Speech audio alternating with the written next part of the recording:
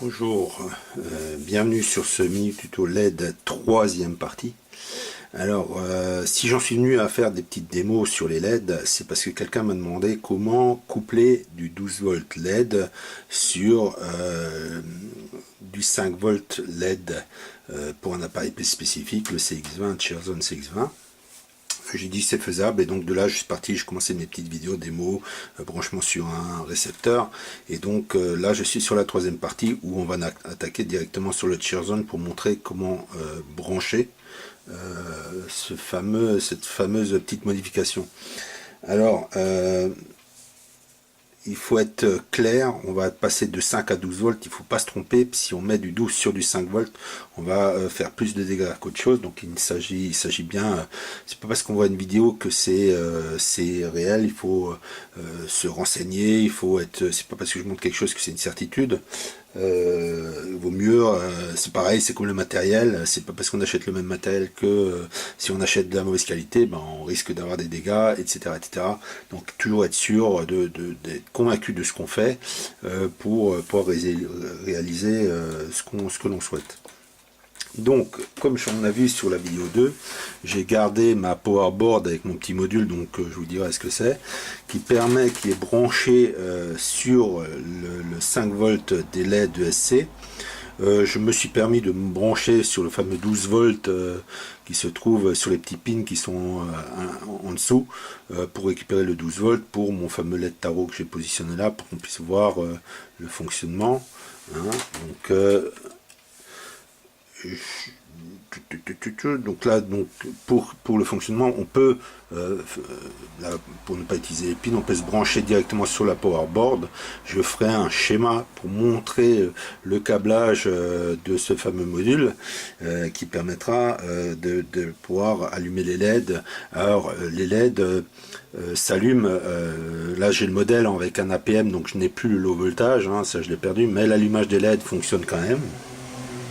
Donc là on va faire un test en live, donc on va mettre du courant, alors on va le laisser s'initialiser. Donc on a les LED en dessous, les LED au-dessus, donc au-dessous c'est du 5 volts, ici c'est du 12 volts. Alors pour bien montrer que c'est bien l'allumage de ces LED, quand on joue avec, quand on démarre le drone, hein, quand on l'arme et qu'on coupe les gaz, qu'on monte les gaz, les LED s'allument et s'éteignent. Et donc on verra bien que c'est pas juste branché direct, un peu pour le fun. Donc là j'arme mon CX, hein. Donc là il est armé, les LED sont allumés, j'éteins, on voit que en dessous c'est allumé, là j'éteins, c'est éteint, je rallume, c'est allumé, c'est allumé. Donc il y a bien, on joue bien, c'est le même fonctionnement d'allumage. Donc j'utilise bien un module, c'est pas juste branché en direct. Alors pour le low voltage, si on est d'origine, théoriquement, ça sera la même info. Donc, il va se mettre à clignoter. Les LED en ajout qu'on a là, qu'on peut coller devant, sur le côté ou où on veut, s'allumeront dans le même principe. Alors, il faut éviter des LED à variateurs, comme les modèles que j'avais présentés plus tôt. Vaut mieux les mettre sur un système module comme j'avais fait, hein, ces fameuses LED, ces LED genre K2000, hein, c'est pas du tout fait pour, puisque ça s'éteint et ça s'allume, c'est pas du tout le même principe. Alors lorsqu'on est d'origine, on a le fameux le clignotement low voltage. Alors comment, lorsque on a changé d'APM, récupérer ce low voltage, sachant que pour ceux qui ont fait la modif, sur un APM 2678, on a une LED d'indication GPS, une LED d'indication armement et normalement un buzzer. Moi j'ai modifié pour avoir comme l'origine du CX, une indication de clignotement d'armement, etc. Ce clignotement sur l'APM 2627, le fameux orange hein, qu'on a dans le truc, ou le buzzer, puisqu'il normalement il doit biper, ça se met en route aussi en low voltage. Donc on peut utiliser le même système en récupérant le signal le plus du buzzer, hein, et mon fameux transistor. qui permettra d'allumer des LED lorsqu'on est en low voltage. Certes, pas sur le même circuit qui est sur le LED, mais sur un circuit séparé, mettre une LED spécifique pour le voltage. Alors, c'est un genre c'est un transistor, hein, principe. Alors la référence, c'est un BDX 333C. Alors il faut faire attention parce qu'il existe 3 modèles avec des ampérages différents. Donc là j'ai la version C 10 ampères, donc on peut monter jusqu'à 10 ampères, c'est-à-dire qu'un module pour les LED du CX20, un transistor suffit pour ajouter tous les tarots, les 4 tarots aux 4 côtés en niveau puissance large. Donc là il n'y a pas besoin de mettre un module par ESC, un pour un ESC, puisque lorsqu'on a un CX20 d'origine, ils s'allument tous ensemble et s'éteignent tous ensemble, ils ne feront pas des choses à part. Donc on n'a besoin que d'un module. Là on pourrait rajouter un deuxième module pour mon principe à moi, dans le sens où si je veux récupérer un low voltage par le buzzer, que je n'ai pas branché chez moi, mais par une petite LED, et donc on pourrait avoir encore un élément en plus d'indication de low voltage. Alors je vais essayer de faire un schéma plus ou moins propre du branchement. Alors pour récupérer le signal sur la powerboard du CX20 d'origine, on a, alors là les couleurs, faut se méfier parce que parfois ça colle pas toujours, on a un plus, un moins, alors je suis parti sur l'avant droit, peut-être là c'est un peu compliqué, mais on a toujours un noir, un rouge et un blanc.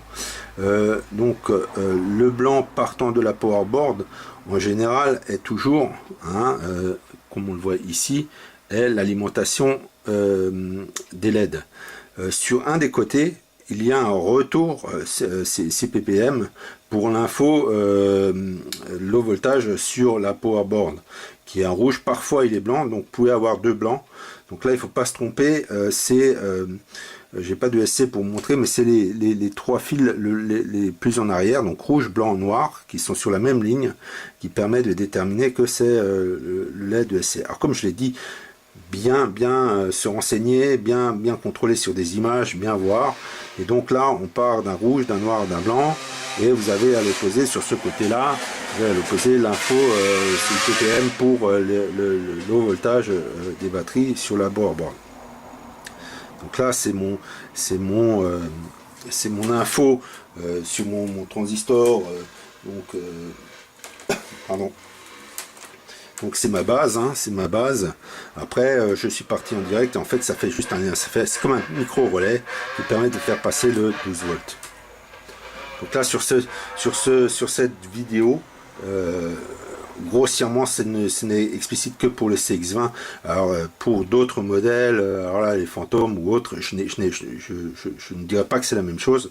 Je n'ai pas ces appareils là et donc je peux pas vous certifier que ça fonctionne dans le même principe, que les LED sont aussi en 5 volts, etc., parce que peut-être faut mettre une autre résistance. Enfin voilà, donc pour le schéma et alors résistance, c'est un modèle, c'est une 1,5 kg.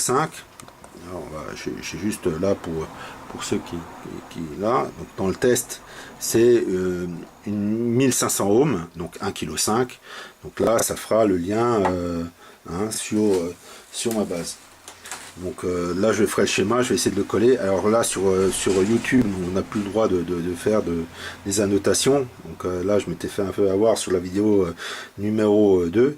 Donc là à la fin de cette vidéo normalement vous aurez, pour ceux qui ne savent pas, l'amont, les vidéos 1 et 2 en lien pour pouvoir, pour ceux qui débutent et qui avancent dans le truc.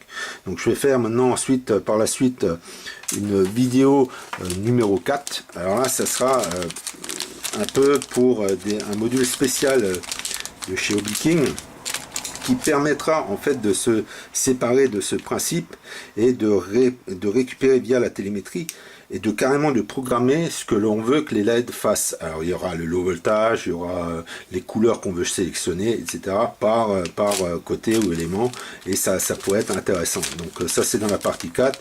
Le temps, alors c'est vendu non soudé, non monté, donc là le temps de faire tout ça, ça sera pas tout de suite. Maintenant j'ai fait cette vidéo suite à une demande de quelqu'un, j'espère que ça lui fera plaisir. Voilà, sur ce, à plus, au revoir.